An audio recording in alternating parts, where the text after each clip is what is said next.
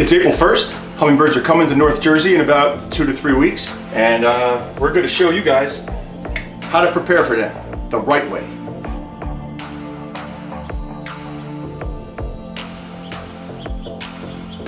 Hi, Justin here from Avian Avarice. Dan is behind the camera today. All right, well, I've been doing this for years, and I have tried every hummingbird feeder there you could think to try. I've tried ones that are glass, I've tried ones that are red, I've tried everything you could possibly try, but I've narrowed it down to this one specific model that I could always find, you could find at any Home Depot. It's only about $12, and it works. To me, personally, it's my favorite, and it has a lot of great little features, a lot of little things that you wouldn't notice until you've gone through ones that don't work. So after all the narrowing down I've done, this is the feeder that I find works the best. And it's got a lot of great little features. It has a built-in ant moat on top that you could fill with water. So the ants will come down the hook, and they'll have to swim through this water, and then they will most likely not make it and die, and they won't be able to get down there in the way of the hummingbirds. And these bee guards here open up, and you could clean them. And this one needs a little scrubbing, but you could see my point, because the old models used to have these non-opening ones, and black mold would get in there. If you see any signs of black mold in your glass or in your bee guards, they have to be taken down and cleaned right away, because that mold will kill the hummingbirds. Let's say you're buying your first hummingbird feeder. These are some things to consider. This has perches built in. So if you want to take photographs of hummingbirds, they're going to sit here and they're going to rest and they're going to relax and they're going to drink more because of the perch. Some of the hummingbird feeders don't have perches. And then all they're doing is hovering and flying, and they will not be there as long for sure because they're burning all that energy in flight. So having a perch is really a huge factor when you buy one of these things. The cleaning aspect is another thing you have to consider with hummingbird feeders, because a lot of them are very difficult to clean, but this one, no problem. This part spins off, little brush in there, scrub it out, and each one of these pieces here comes off also. And like I said before, you could get inside these openable bee guards. You can wash these out, no problem. And there's another key factor, is that I have 2 of these. I have 2. So what I do, and this is also big because I learned this a long time ago. When I go out and replace, when my hummingbird feeder is low or dirty looking and I need to wash it, I go out with another new clean one filled up or ready to go. So I do a quick 1-2 swap so that hummingbirds are not going to swoop down and see that the feeder that they thought was there is gone. Because I've seen that happen. That's how I learned to get 2. I went down there one time a long time ago, maybe years ago. I pulled out the hummingbird feeder, I brought it inside, looked out the window, hummingbird came, looked around for it, didn't find it. How do I know it didn't come back or didn't leave? I don't know. Maybe it didn't, maybe it left. So I always rotate 2 and never leave it empty from April to October. Super important, do not buy red colored pre-mixed hummingbird fluid. The red dye, we all know the red dye buzz with kids today. What do you think it does to a hummingbird that's this big? It's not good. It's so easy to make your own and way cheaper than buying that garbage. I'm going to show you how to make it right now. The ratio is 4 parts water to 1 part sugar. But since I'm going to fill up this larger container, I'm going to do 1.5 cups of sugar and 6 cups of water. Very simple stuff.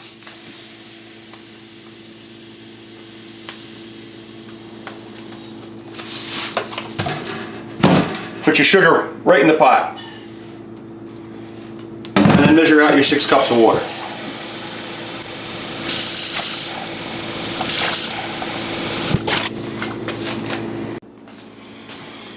Get this on the stove, turn it on high, and what you want to do first is just keep mixing it until that sugar dissolves. And then you're going to let this boil for 15 minutes.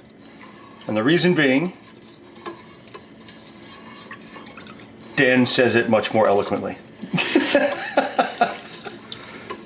You want to let the sugar water boil long enough to kill any bacteria that might be dormant, anything that might be hanging out in your pot or maybe in the sugar or something else, so that there's no spores or anything that can still be alive. You got to boil it long enough. And 15 minutes is the minimum. Now that my hummingbird fluid has cooled, I'm going to carefully pour this into a container that I have previously washed and prepared for this.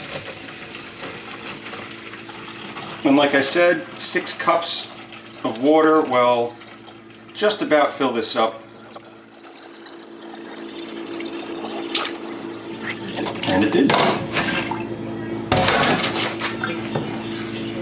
Put a cap on this, keep it in the fridge, and now I have months worth of Hummingbird fluid and I don't have to go buy any of that garbage red stuff. And don't forget to label it because you don't want your kids drinking sugar water. All right, now to fill this thing up. So when you pour the water in here, you see how it rushes out all four sides, right? So there is a little bit of a strategy to this. Get your humming juice ready to go. Fill this thing all the way to the top. And that's another thing. When there's an airspace in here and it gets hot in the summer, that airspace will heat up and it'll push some of the liquid out. So you want to try to fill it up all the way to the top. But you want to put this on upside down.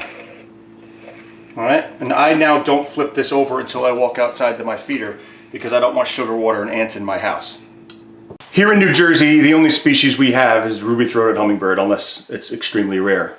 And they arrive usually in mid to late April, and they are considered rare in North Jersey after October 1st. So the feeder goes up in April, and you just wait until they start showing up. But by the time you get to the first week in May, you should have a steady flow, especially if you're in a good area where they don't, where there's still flowering bushes and nature and trees. Urban and suburban areas I've noticed don't get nearly as many, but up here in my town of Ringwood, where we don't cut trees down, there are, I will have a steady flow of hummingbirds for a good 5 straight months. Then after October, you could leave it up, and there is an outside shot at some very rare ones like Rufous hummingbird that comes maybe 2 or 3 a year to the state. And if you're out west, you have, got to be around 10 hummingbird species, Annas, broad-winged, broad-billed, and others. Yeah, of course. Justin and I have very differing opinions on hummingbird feeders, so I just wanted to give you my take on this.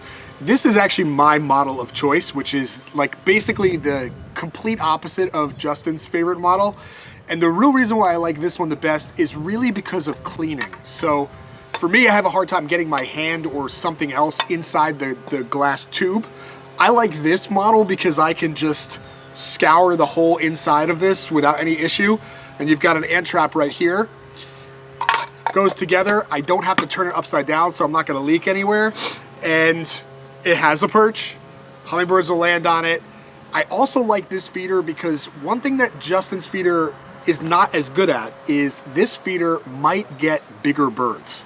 So I've had orioles at this feeder, and I've had occasionally something else weird like a chickadee at this feeder. It's gonna be harder for an oriole to land on that sort of close up and down feeder that Justin recommends. So you got to pick your poison. This is actually my favorite. Justin's got a good choice too. Choose what works for you. Or just buy both. Or just buy both. Yeah, absolutely. All right, I'm here with my son Riv. He's gonna hang this feeder for us. I'm Pokey Riv 129. Pokey Riv 129. And this is what I do with these feeders. When I'm ready to do it, and I just give it a quick flip so you don't have too much dripping out. Have your hook ready to go. And I have a shepherd's hook.